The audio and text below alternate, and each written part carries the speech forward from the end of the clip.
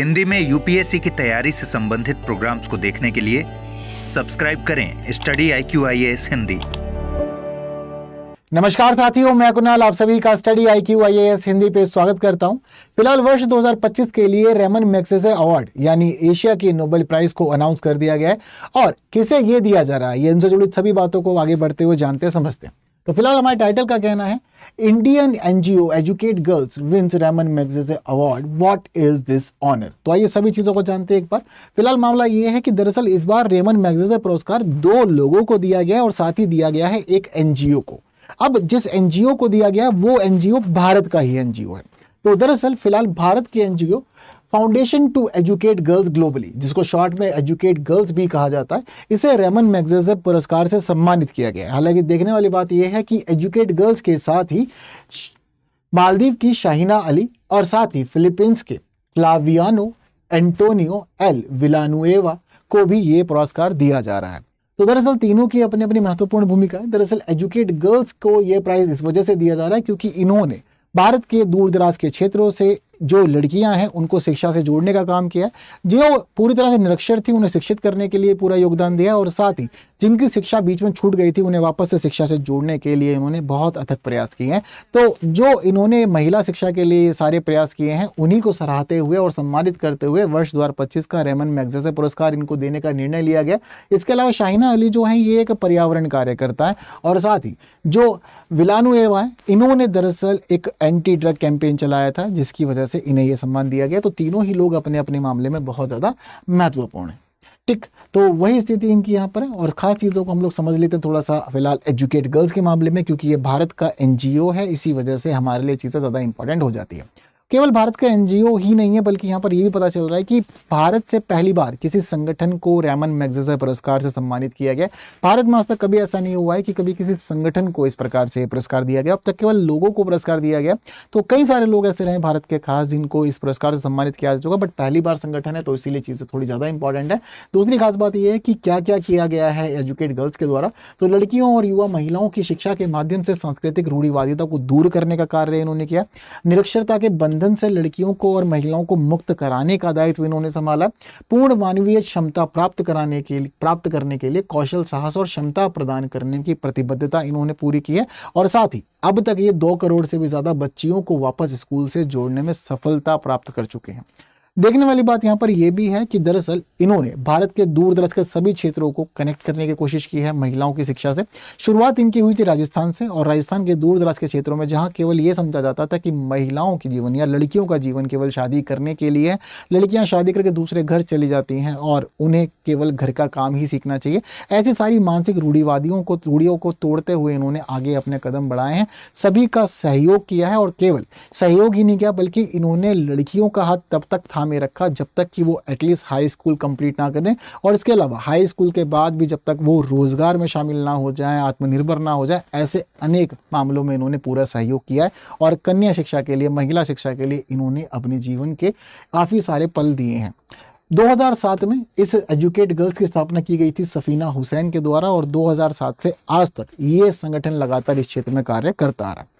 केवल बात इतना ही नहीं बल्कि इसके अलावा इन लोगों ने कन्या शिक्षा के लिए या महिला शिक्षा के लिए प्रभावी बॉन्ड की सुविधा भी जारी की जो अपने आप में बहुत ज़्यादा विशेष मानी जाती है और इसकी वजह से जो ये महिलाओं की शिक्षा का पूरा प्रयास है इसको और भी बल मिला और तेजी से प्रगति भी इसकी होती रही है।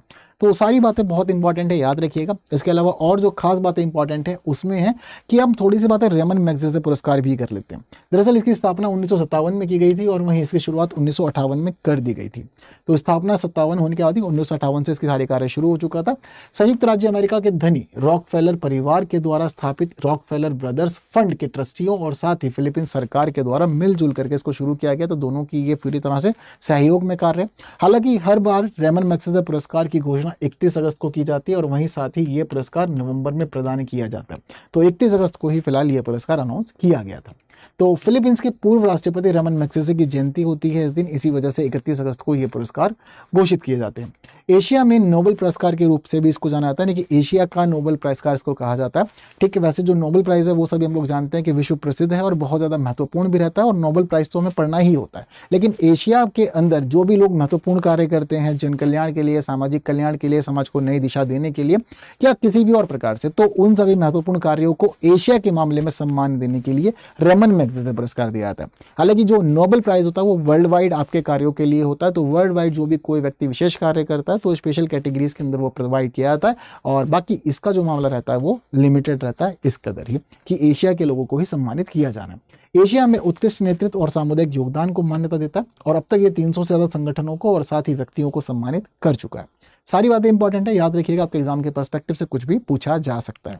इसके साथ ही एक इजी सा क्वेश्चन आप लोग की स्क्रीन पर है, जिसका आंसर आप लोग मुझे कमेंट बॉक्स में ज़रूर से बता सकते हैं। और इतना ही नहीं, बल्कि कमेंट बॉक्स में बातें बताने के अलावा अगर आप लोग अपनी तैयारी को अच्छा करने के लिए द हिंदू न्यूज़पेपर का एक अच्छा एनालिसिस ढूंढ रहे हैं, तो आप लोग रोज़ सुबह 9 बजे जुड़ सकते हैं हमारे साथ study IQ IAS Hindi YouTube channel पर, जहाँ द हिंदू का कंप्लीट एनालिसिस किया जाता है, न्यूज़ के साथ साथ एडिटोरियल डिस्कशन भी यहाँ पर मौजूद रहता है। इसके साथ ही फिलहाल आप लोग के लिए एक इंपॉर्टेंट बात यह है कि स्टडी IQ में आप लोग को फिलहाल एक नई खास चीज़ मिल रही है, नया बैच शुरू हो रहा है आप लोग के लिए, और जो नया बैच शुरू हो रहा है ये बहुत ज़्यादा महत्वपूर्ण है उन सभी लोगों के लिए जो आने वाली परीक्षा में केवल तैयारी ही नहीं करना चाहते बल्कि सफलता भी सुनिश्चित करना चाहते हैं। तो हमारा जो बैच है वो है P2I फाउंडेशन बैच, और P2I फाउंडेशन बैच उन सभी के लिए खास है जो अपने प्रीलिम्स, मेंस और इंटरव्यू तीनों ही चरणों की तैयारी एक बैच में करना चाहते हैं। अब दरअसल फिलहाल वैसे तो बैच 2026, 2027 और 28 वालों के लिए भी इंग्लिश, हिंदी और इंग्लिश तीनों ही मोड पे अवेलेबल है। इस बैच में आपके प्रीलिम्स, मेंस, इंटरव्यू तीनों ही चरणों की तैयारी कराई जाती है। साथ ही आप लोग को 1000 से अधिक घंटे की कक्षाएं दी जाती हैं, जहां आप लोग का कंप्लीट सिलेबस होता है, और साथ ही आप लोग की करंट अफेयर्स और आंसर राइटिंग और सीसेट की तैयारी भी यहीं पर ही होती है। इसके अलावा 1-to-1 मेंटरशिप की सुविधा भी आपको दी जाती है, यानी कि आपको बताया जाता है कि आपकी तैयारी सही चल रही है या नहीं, और सभी चीज़ आप सीख समझ सकते हैं। क्योंकि दरअसल हम लोग तैयारी तो करते हैं, बट तैयारी करने के दौरान हमें बहुत बार डाउट्स भी होते हैं, परेशानियां भी होती हैं, और एक कन्फ्यूजन रहती है कि हमारी तैयारी सही चल रही है या नहीं चल रही है, और किन किन पक्षों पर सुधार करना है। तो उन सभी में मदद करती है हमारी 1-to-1 मेंटरशिप, जहाँ आपको पूरा मार्गदर्शन मिलता है। इसके अलावा आप लोग को स्टडी मटेरियल की परेशानी भी होती है कि कौन सी किताब पढ़ें और कौन सी किताब ना पढ़ें, इसलिए कंप्लीट स्टडी मटेरियल भी आपको यहीं पर ही प्रोवाइड किया जाता है। और साथ ही आप लोग के लिए कंप्लीट टेस्ट सीरीज की सुविधा भी रहती है जब कभी भी प्रीलिम्स या मेंस होता है। तो एनरोल कर लीजिए आज ही खुद को, क्योंकि एक फिलहाल नया बैच शुरू हो रहा है, और बैच में एडमिशन की लास्ट डेट है 3 सितंबर। तो 3 सितंबर तक आप लोग नए बैच में खुद को एनरोल कर सकते हैं KL लाइव कोड का यूज़ करके। दरअसल KL लाइव कोड आप लोग के लिए बेस्ट डिस्काउंट का कोड होता है, यहाँ पर आप लोग को बहुत ही खास डिस्काउंट मिल जाता है KL लाइव कोड यूज़ करने से। तो इसलिए जो भी डिस्काउंट आप लेना चाहते हैं स्टडी IQ के किसी भी कोर्स पे, केवल आपको यहाँ पर KL लाइव कोड का यूज़ करना है, और साथ ही फिलहाल प्राइस जो है वो 27,999 है। तो एनरोल कर लीजिए जितना जल्दी आप कर सकते हैं। बाकी कोई क्वेरी है तो आप लोग मुझसे कॉन्टैक्ट भी कर सकते हैं, जुड़ सकते हैं मेरे साथ टेलीग्राम पे, इंस्टाग्राम पे, फेसबुक पे, एक्स पे। ठीक है, इसके साथ ही आप टेलीग्राम चैनल भी ज्वाइन कर सकते हैं, जहां हम लोग हमारी फाइल्स भी शेयर करते हैं, और साथ ही हम यहाँ पर हमारा डिस्कशन भी करते हैं। और आप लोग सर्च कर सकते हैं कि कुणाल कोटिया भी, तो भी आप हमारे चैनल पर पहुंच जाएंगे। तो बस आज के लिए इतना ही। जो महत्वपूर्ण बातें की जानी चाहिए थी वो सारी बातें हो गई हैं अच्छे डिस्कस। मैं उम्मीद करता हूँ कि आपको सारी बातें क्लियर हुई होंगी, और बाकी की बातों के लिए बने रहिए study IQ IAS Hindi YouTube channel पर। आज के लिए दीजिए मुझे विदा। Thank you so much. जय हिंद। स्टडी IQ IAS, आपका सिलेक्शन हमारा मिशन।